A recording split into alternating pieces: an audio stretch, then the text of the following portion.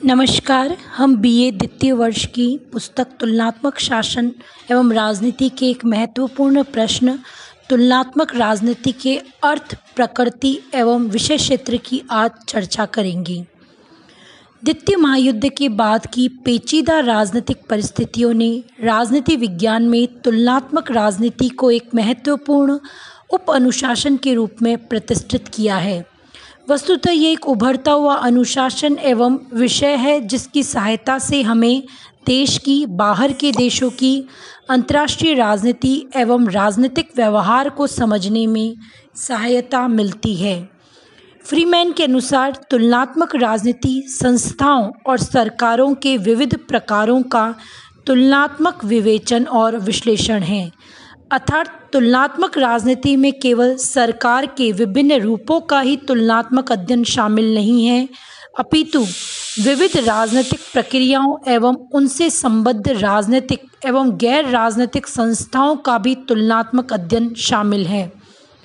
GK. Roberts के अनुसार तुलनात्मक राजनीति बृहत्तर क्षेत्र का संकेतक है। अब राजनीति का तुलनात्मक अध्ययन केवल संरचनात्मक तुलनाओं तक ही सीमित नहीं रहा है, अपितु कबीलों, समुदायों, समूहों, संघों, गैर राज्यीय इकाइयों का भी इसमें व्यवहारिक अध्ययन किया जाने लगा है। यही कारण है कि तुलनात्मक राजनीति को या तो सब कुछ या कुछ नहीं की संज्ञा दी जाने लगी है। तुलनात्मक राजनीति की प्रकृति के विषय में विद्वानों में बहुत अधिक मतभेद है। तुलनात्मक राजनीति की प्रकृति को विद्वानों ने दो भागों में बांटा है। तुलनात्मक राजनीति लंबात्मक तुलना, तुलनात्मक राजनीति अब्रांतीय तुलना।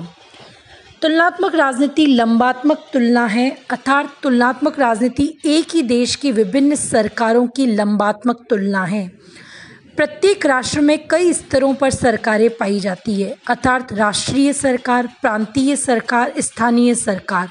अतः इस दृष्टिकोण के अनुसार तुलनात्मक राजनीति इन्हीं राष्ट्रीय, प्रांतीय और स्थानीय सरकारों की आपस में लंबात्मक तुलना है। परंतु इस दृष्टिकोण की आलोचना हुई है क्योंकि यह तर्कसंगत नहीं है, क्योंकि राष्ट्रीय और स्थानीय सरकारों के बीच पाई जाने वाली समानताएं सतही हैं। वास्तव में देखें तो आर्थिक साधनों के स्रोत, आकार और संभावनाओं की दृष्टि से इनमें काफ़ी अंतर है। अतः तुलनात्मक राजनीति की व्याख्या लंबात्मक अध्ययन के आधार पर नहीं की जा सकती। द्वितीय, तुलनात्मक राजनीति अब्रांतीय तुलना है। इसमें कई विद्वान मानते हैं कि तुलनात्मक राजनीति एक ही देश की विभिन्न कालों की सरकारों की आपस में तुलना है, जैसे कि प्राचीन भारत, मध्य भारत, ब्रिटिश भारत, स्वतंत्र भारत। परंतु यह तुलना भी सही नहीं है, क्योंकि विभिन्न कालों की सरकारों में आर्थिक साधनों के स्रोत, आकार व संभावनाओं की दृष्टि से बहुत अधिक अंतर रहा है। द्वितीय दृष्टिकोण है समकालीन विश्व में व्याप्त राष्ट्रीय सरकारों की अब्रांतीय तुलना। ये संपूर्ण विश्व में विद्यमान विभिन्न सरकारों की आपस में तुलना करता है। जी. ब्रॉन्डेल ने इसका समर्थन करते हुए लिखा है कि हमारे पास तुलनात्मक सरकारों के अध्ययन का एक ही दृष्टिकोण शेष बचता है, और वह है समकालीन विश्व की राजनीतिक व्यवस्थाओं में राष्ट्रीय सरकारों का राष्ट्रीय सीमाओं के आर पार अध्ययन करना।